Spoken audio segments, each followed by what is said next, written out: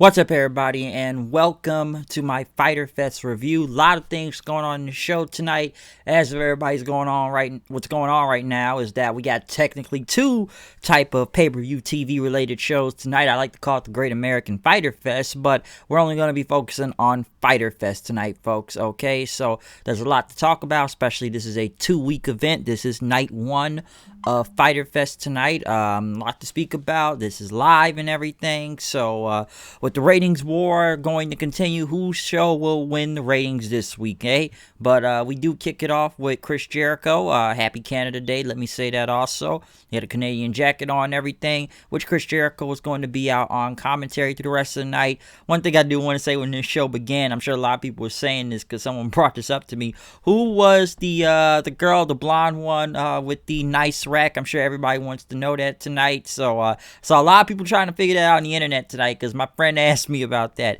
Who is the blonde with the nice rack? Okay, a lot of folks were saying that tonight. All right, saw a lot of people saying that. I tell you, my friend told me. Thought that was hilarious. But hey, catches your eye off guard for a second, though, I should say.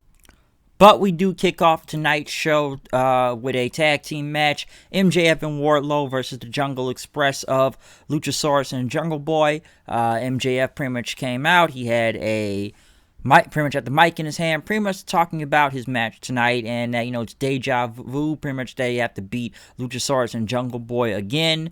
And that Luchasaurus, green is just not his tongue. And that, Jungle Boy is just a jabroni and everything.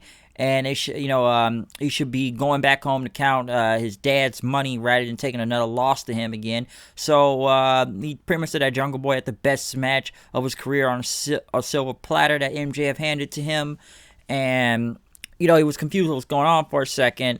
And pretty much, we're in a ratings war tonight. So we got to win with the big stars and whatnot. And we're on the front lines here. But next thing you know, Jungle Boy and Luchasaurus came out. And I was ready for this tag match. This was a very good tag match, I should say. This was a very good opener. Very enjoyable. I'm sure a lot of people said there wasn't a lot of selling in this, but I will say that. One thing I did like through that match, though, was when Jungle Boy pretty much jumped off of both Luchasaurus and Wardlow's backs, doing a Canadian Destroyer on MJF was great. This was really fun to watch. It really was. It was a very good tag match. Very high-paced. All four of these guys work really well with each other, okay? I will say that. So this was really good. I enjoyed Chris Jericho, man. Don't get me started with him on commentary throughout the night. He was the best thing on commentary throughout the entire night. The stuff this guy says is just downright hilarious, okay? He says, like the beaches of Normandy out there trying to tell JR. He was just... there's so many Jericho quotes you could take through tonight. It is, it's insane. Like grit. I'm tired of hearing about grit. Okay, but this was just fun to watch. Like I said, I enjoyed this match. I know MJF ended up getting his diamond ring on and everything, and pretty much Wardlow had Luchasaurus or it was the Jungle Boy set up. Pretty much they dodged. MJF was almost hit him, but he didn't hit Wardlow. He says, "You idiot!" And next thing you know, Jungle Boy ended up, I think, pushing MJF in. Not Jungle Boy. It was Luchasaurus pushing MJF into Wardlow, which Jungle Boy ended up pulling MJF out of the ring after he got hit by the ring, the diamond ring and whatnot. Luchasaurus ended up hitting like the tail whip on Wardlow. Jungle Boy pretty much came in with his springboard DDT. Luchasaurus even hit him with another choke slam, which Wardlow pretty much like rose up real fast in. But Luchasaurus ended up hitting him with another standing moonsault for the win. So yes, Jungle Boy and Luchasaurus got the win. So the Jungle Express goes over MJF and Wardlow.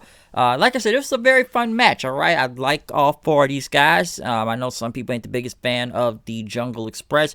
I like the Jungle Express when it's just Jungle Boy and Luchasaurus. Get Marco Stunt the fuck up out of here and we'll be all good. As long as I don't have to see him anywhere near this match, which I know he kind of did in a way too. But, I'm trying to look at he's basically a non-factor anyways and whatnot. So... As less as I don't have to see him, the better, okay? As long as I don't really have to see the dude, all right? So, that's all that that matters to me with this. But still, this was a good tag match, and I'm sure some people are saying, can they finally move on from this? Because I do feel like we have seen the Jungle Express and MJF and Wardlow feud for a very good minute now, a very long minute. So very long minute. So maybe they will move on from this. I'm not really sure. Or they could be showing dissension between MJF and Wardlow. I don't really think it's time for that yet. Hopefully not. And we keep these two going because they do work well with each other. And I think it'd be too early to break them up or even tease a breakup right now. It's just not the time yet, okay? But moving on, no. For some reason, AEW had a commercial for next week. The AEW Puppy Battle Royale. I don't listen, man. Animal Planet does this. I don't know if this is some type of a swerve or wherever this is going. I don't know, but listen, dude. Hey, man, people love dogs. People love puppies, so dogs are a draw, okay? It's just I found it strange. I'm like, the puppy battle royale, so what, the little puppies are gonna beat themselves out of the ring and what? I don't know. I don't know. Maybe it's some type of a swerve, I should say, but that was kind of strange when they said that, like, puppy bowl. I don't know, all right? But, you know, other than them hyping next week for Fyter Fest, I will get to that later on. They pretty much came back with Lance Archer beating up Joey Janela, brawling with him through the crowd as Jake Roberts is there. Archer was pretty much talking a whole bunch of trash to Janela as they pretty much kind of broke up the whole thing. You know, I gotta feel bad for Archer right here. This guy is, I feel like they've really knocked Archer down a lot of pegs, put him in this position, because now he feels like a lower mid-card guy at this point, all right? Because I know next week it's going to be Lance Archer versus Joey Janela, but damn, man, come on. Like, he went from Cody to Nutella there. That's not a good sign, okay?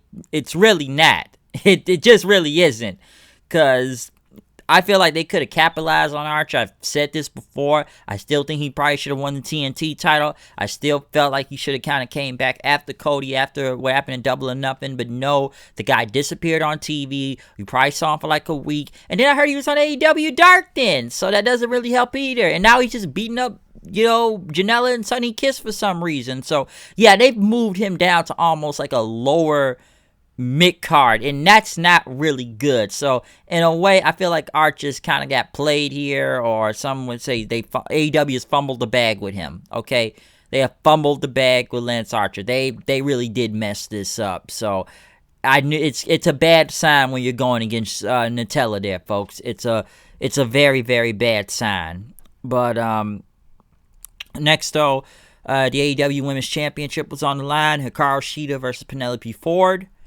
Good match. Honestly, this is probably one of the better women's matches in AEW they've had in a good minute now. Because, trust me, a lot of these AEW women's matches are just downright horrible, okay? But it's like, okay, Sheeta's involved. Penelope Ford, she's not bad or anything. But, come on, I've seen the girl botch like crazy out there at the same time, too. But this was good. This was really good. I liked it. I didn't really think Sheeta was going to lose. Now, I'm sure some people may have thought when, Penelope Ford had that roll-up on her, dodging a Falcon Arrow and everything. But, you know, Sheeta still went over. I know they had Kip Sabian come out and get involved and end up getting hit with a kendo stick. Yeah, Sabian, I don't know sometime. I don't know. This guy gets no mic time, I should say, too. But Hikaru Shida, though, ended up winning after doing a Falcon Arrow, and then she did a running knee strike for the win. So, yes, Hikaru Shida is still the women's champion. But, like I said, not a bad match. It actually a pretty good match. Like I said, best women's match they've had in a very long time. Because, like I said before, a lot of these women's matches are ass, okay? But, then again, most of the whole division is. But, moving on, though, Cody Rhodes versus Jake Hager. TNT Championship. Okay, Hager had his wife with him. Arn Anderson was out there with Cody. not bad match. It was good. I don't want to say it reminded me of what happened at Double or Nothing and everything, but it was a good match. I thought it was funny when Hager ended up pretty much knocking Arn Anderson to the ground, and Cody had to pretty much come in for the save. But it wasn't a bad match, but I never really thought Jake Hager was actually going to... I never thought he was actually going to win, okay? I never really saw him beating Cody or anything, but this was still a good match. But the finish, though, that's where it comes into question, okay? Now, I know Jake Hager had the ankle lock onto Cody. Cody got out of it. At one point, Hager's wife, I think Catalina, ended up slapping Cody. Arn Anderson pretty much got up and distracted the referee. And everything. Cody was getting choked out by Hager. Next, Dustin Rhodes comes out, sucker punches Jake Hager in the face. Cody tried to go for the crossroads. It did not work. Hager pretty much tried to pretty much hit a Uranagi on Cody and pretty much tried to put him in a chokehold again, but Cody ended up pretty much reversing the whole thing and getting the pin. So Cody ended up still in the win right here. Some people will now think, is this a sign or a heel turn or the seeds of a heel turn now of, Cody and them going heel? I don't know. Given by the way they won, I'm not sure. I do think the finish was a bit overbooked, because then right after they had Hager arguing with the referee, and then he ended up knocking the referee to the ground then. So I will say the finish was a little bit too much at the end of everything that was going on in this. So they kind of protected Hager in a way, because Cody ended up stealing the win and whatnot. But I still think they kind of overdid, because I actually just thought Cody was just going to go over clean to be going over clean, okay? But obviously that was not the case. I don't know what happened with Hager now since he punched the referee. I don't know. But the match was good. It wasn't bad or anything, but I don't know if I was waiting for more or whatnot, but it was good while it lasted. But watching Cody and Jake Hager there almost reminds me of a match from 2012 or 13 at one point. But it wasn't that bad though, I'll say. But yeah, Cody still goes over for the TNT title. I actually thought this was going to be near the main event, but we did have two titles on this show. But I was surprised the match was so earlier on into the night. Okay? But next, Private Party. Matt Hardy there going against LAX, Santana and Ortiz. Jericho still on commentary. They had Orange Cassidy, I think at this time now, sitting there. Pretty much had his feet kicked up on the commentary table as Jericho was pissed off. It's funny when they had the lowest rating segment last week on this show between Jericho and Cassidy. It's like my friend Steven said, they're building this like a blood feud, even though this feud has been going on for 2, maybe 3 weeks. They act like this feud has been 6-7 months and that these guys are trying to kill each other. Number one, it's Orange Cassidy, okay? He's an acquired taste to a lot of people. I think the guy's funny, but still, I'm not going to look at him like this is some type of a blood feud with Chris Jericho. I've said it before. This is obviously a distraction until Mike Tyson comes in, because I don't think they got anything for Jericho to do. So this is just a way to pass time and whatnot to fight Orange Cassidy. But they are really building this up like this is a big match, okay? It's only been going for 2-3 weeks, all right? It's not that deep. It is not that deep of a feud, all right? I do like Private Party's new theme song. The stuff with the shots, very catchy. But as the match itself between Private Party and Santana Ortiz, very good. Good match. Santana Ortiz is going to go for the street sweeper, but, on Mark Quinn got out of it, though. Pretty much pulling Santana's bandana over his eyes then. Cassidy come in with the Sling Blade backbreaker. Private Party ended up hitting the gin and juice on, I think it was Ortiz on the win, for the win right there, or Santana. I think it was one of them on, turnbuckle they got. But they ended up still winning the match. Private Party right after. Jericho was pissed off about all of his Inner Circle members losing tonight. And pretty much Orange Cassidy, we looked at Orange Cassidy, pretty much threw some stuff at him and tried to get him, but referees broke it up. Like I said, very good tag match between Private Party and LAX there, but as a lot of people have said, they lose a lot of matches. And some say this has had to do with the Lucha Brothers too. We know how great both of these teams are, okay? We do, but I feel like they're there, then they're not there. And I know the Lucha Brothers just came back too, but when it comes to, like, you know, LAX right there, Santana Ortiz is like, okay, they're there 1 week, then they're not there, then, you know, sometime they may get a win, but that's usually if it's some type of a 6 or 8 man, because they've taken a lot of L's when you think about it. They really have. So it's like they're there from time to time, but they take a lot of losses at the same time too. You know, personally, and I'm sure a lot of people have said this also, they will book better as LAX and Impact. Same with the Lucha Brothers, especially the matches that the Lucha Brothers and LAX had over there. Phenomenal. Fantastic. I recommend it, looking it up. Like AEW right now, I feel like they're not even at the top of the tag division game. They're kind of like even in the, I don't want to say too low, but it's near that level in a way, because they take a lot of L's, okay? And I was like, Santana Ortiz take another L. We know how great this team is, but they take hella losses, okay? A lot of losses, and it's kind of like they become, some would say, they're not even factoring into the tag title or even the tag, you know, title talk right now when it comes to that. So, I don't know, man. Like I said, I like LAX, but they could be pushed a little bit higher, because I don't know if it's just the inner circle thing, but it's just like they're just kind of there and they just take a lot of L's at the same time, all right? But I know they talked to Hangman and Kenny, pretty much talking about the best friends tonight about their tag match.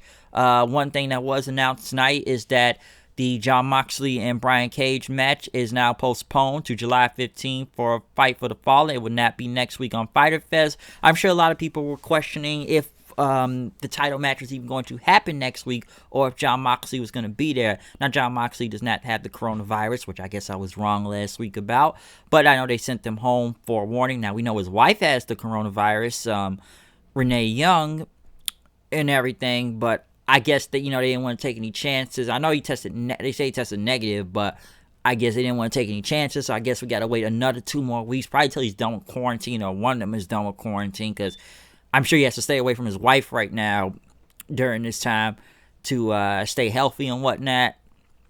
So I guess we gotta wait for, hopefully it's no more postponed changes about it. But we did have Taz and Brian Cage come out, and Taz talked about, you know, the match has been going to be called a Fight for the Fallen now, and that Cage will get his title shot, and that Moxley's just politicking to get his match delayed and everything. Now, he spoke to Tony Khan, and you know, Mox is concerned about his health and everything, and the well-being of the AEW talent.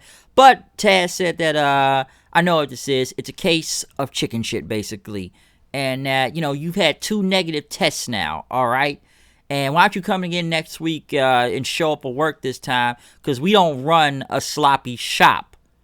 I'm sure we all, and you can see Cage in the background doing a little gun sign like this. That was a shoot. Okay, now I'm sure this was a shoot at the WWE due to their recent testings of the virus, and how, 4 or 5 people have been tested positive for the virus. So I think that was a shot at WWE when it comes to the testing of the whole coronavirus and the small outbreak that's going on at the Performance Center right now. So obviously that was a shot, so everybody knew that. But he said it doesn't matter if Moxley shows up, because he's going to get his brains beaten in by Brian Cage and get his ass kicked, and that Cage will win the WWE title, AEW Championship, okay? So Taz, once again, is just phenomenal promo, okay? I can't say nothing bad about Taz. Taz just been awesome every week. He comes out and cuts a promo, and, you know, Cage is just standing there. So it works with these guys. But, yes, the title match has been moved into the next 2 weeks. It will not be next week and everything. So, just going to have to wait until Mox gets here. Hopefully nothing happens during these next 2 weeks, and that we can get to this title match. I'm sure a lot of people are looking forward to it next week. But, hey, Fight for the Fallen, folks, July 15th. That's how it's going to go. But, yeah, like I said, guys gotta probably stay out for a minute. Like I said, his wife has the virus, so we'll see what comes from that. But we do move into the main event of the show. Kenny Omega and Hangman Page versus Best friends. Not a bad match, I should say. Very good tag match, let me say that. Did I really think the best friends were ever going to beat Omega and Hangman? Not really, and it could have been by surprise. Now, I know FTR ended up coming out there, watching the match and everything, just sitting down and whatnot, and their, lawn chairs or something they brought out with them. But I don't think the best friends were really ever going to win the tag titles. It would have been surprising if it happened, but I just never really bought into them winning the belts. Even last week when they had the video promo, I just felt like, okay, it's just something for them to do till then. Like I said, it wasn't a bad match. It was a good match, okay? But come on, I think we all knew Hangman and Kenny were gonna win. They were, because what was it? I know Hangman ended up hitting a dead eye onto Trent, but Trent was trying to get out of there. He was gonna go for the dead eye again. Which he actually did get, and Hangman Page actually won the match on his own and hit the buckshot lariat. So we didn't get a buckshot trigger with just, Kenny and Hangman like a double team move. Hangman basically finished the match by himself after, Kenny got hit by Strong Zero from the best friends right there. But good tag match, let me say that, very good tag match. FTR then headed to the ring, and I guess he offered Omega and Hangman a beer after that, give him a couple drinks and whatnot. They all toasted. Hangman got that drink and he was gone. He just took that drink and popped it open, gone. He even take time to toast. Kenny did toast, but he did not drink. He ended up pouring the drink out. Kenny doesn't drink, so he ended up pouring it out. That pissed off FTR then after he poured out the drink, and the Young Bucks came out there and right after that, breaking up. One thing that was noticeable, though, in this whole argument, notice how the Elite are sided with each other, Kenny and the Bucks, and how FTR and Hangman are on the opposite side, because Hangman wasn't caring until the Young Bucks got in, which now kind of makes it on his business and whatnot. Okay? Excuse me. Okay, so, yeah, so that's probably most likely going to be the case about it. But yeah, Hangman pretty much looked like he was turning on them. Now he didn't turn heel all the way, but yeah, he just turned on them and started arguing with Kenny and the Bucks at the end, and then just starting with FTR probably because they gave him a beer, and guess he didn't like the Bucks knocking the beer out of Kenny's hand or just pour out the beer all the way to the ground and whatnot. So I thought this was a very great episode of Fyter Fest. I'm not trying to say just a great episode of AEW, but I think the night one of Fyter Fest was really good. I thought it was great. It did build up into a lot of things. We got a lot from this, okay? Got a very good main event. I thought the TNT match was okay at best. Sheeta versus Ford there. Probably one of the better women's matches you've seen in a very long time out of this show. Private Party and LAX was good, but I still feel like LAX there needs to get some wins on themselves. Santana and Ortiz. Jericho was just a riot on commentary all night. That was just gold, just hilarious. Listening to him over an hour and a half. So that was just a fun part of the show, is listening to Chris Jericho. But trying to see anything else that was good on this show.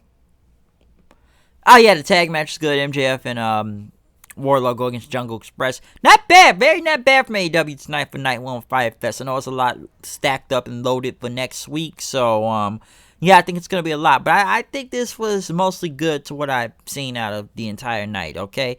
We had, 3 titles on the line tonight. You had the women's title on the line, the TNT title on the line, and the tag team belts on the line, okay? So, I think that was not bad. Not bad at all. Trying to see if there's anything else to take from this. Yeah, that's basically kind of it from this. So, yeah, that's all I can really say about Fyter Fest tonight. But fun show. Didn't really have much of a problem with anything. So, a couple hiccups here and there, but not bad at all. So, yeah, world title match has been changed into the next 2 weeks until possibly further notice. If hopefully everything's good at that point. But not bad on this show tonight, okay? So, yeah, other than that, though, yeah, that is my review of Fyter Fest Part 1 for AEW. We will be back next week for part 2. It is a very loaded show and whatnot, so there's going to be a lot to talk about that next week also. But I thought part 1 was pretty good. I thought it was a very good show. Enjoyed it a lot, alright? So, I thought they had a lot of good stuff going on, and probably a little bit, some of it better sometimes at the same time, too, because of, as some say, some mistakes they make on their show. But some better stuff. Way better stuff, alright? But yeah, other than that though, I am out of here. I will see you guys later. Follow me on Twitter at Hooded9890. Wake up, it's the first of the month. I don't know if I could bat it up or go for the test. We are now done with this review of Fyter Fest. Follow me on Twitter at Hooded9890. Make sure I got that very cross about there and whatnot. So yeah, I am out of here. I'll see you guys later. Peace out.